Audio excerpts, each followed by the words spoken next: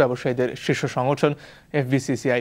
এছাড়া কেন্দ্রীয় ব্যাংকের মুদ্রানীতির কারণে ব্যাংকগুলোর সুদের হার এবং তারল্য সংকট ব্যাপক হারে বেড়েছে, যার প্রভাবে দেশের ব্যবসা বাণিজ্য স্থবির হয়ে পড়েছে বলেও দাবি করে সংগঠনটি। সকালে এক সংবাদ সম্মেলনে এসব কথা জানায় এফবিসিসিআই। হাসিব হাসানের রিপোর্ট। সঞ্চয়পত্রের সুদের হার কমানো, কালো টাকা বিনিয়োগের সুযোগ, মার্চেন্ট ব্যাংক ও ব্রোকারেজ হাউসগুলোর শাখা খোলার কারণে 2010-এর শুরুতে বিশাল অঙ্কের টাকা আসে শেয়ার বাজারে। তবে ব্যাংক ও আর্থিক প্রতিষ্ঠানের সীমার অধিক বিনিয়োগের কারণেই শেয়ার বাজার অতিমূল্যায়িত হয়। কেন্দ্রীয় ব্যাংক একদিকে ব্যাংকগুলোকে সীমার অধিক বিনিয়োগের সুযোগ দিয়েছে, অপরদিকে বছরের শেষে একসাথে সব বিনিয়োগ তুলে নিতে বাধ্য করেছে। মূলত এ কারণেই শেয়ার বাজারে ধস নেমেছে বলে মনে করে এফবিসিসিআই।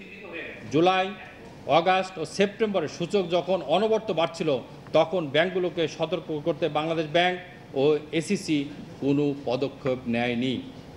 যখন ডিসেম্বরে তারা উদ্যোগ নিল এবং ব্যাংকগুলোকে শেয়ার বিক্রি করতে বাধ্য করলো, তখন তারা ব্যাংকগুলো প্রচুর লাভ করলো। পুঁজিবাজার ধস নামলো এবং ক্ষুদ্র বিনিয়োগকারীরা মার্জিন লোনের মাধ্যমে অতি মূল্যায়িত শেয়ারের ক্রয়ের কারণে ক্ষতিগ্রস্ত হলো। সংগঠনটির মতে তারল্য সংকট ও বিনিয়োগকারীদের আস্থাহীনতার কারণে শেয়ার বাজার মাথা তুলে দাঁড়াতে পারছে না। 27টি ব্যাংক এবং 14টি আর্থিক প্রতিষ্ঠান পুঁজিবাজার হতে আনুমানিক 6,000 কোটি টাকা লাভ করেছে। এটা বেড়ে 8,000 কোটি টাকা হতে পারে যদি অন্যান্য আর্থিক এবং ব্যাংক প্রতিষ্ঠানকে সংযুক্ত করা হয়। ব্যাংক ও আর্থিক প্রতিষ্ঠান ছাড়া এই বাজার থেকে লাভ করেছে তাদেরকে বাজারে পুনরায় বিনিয়োগ করতে হবে। এছাড়া প্রায় সব ব্যাংকেরই রয়েছে তারল্য সংকট।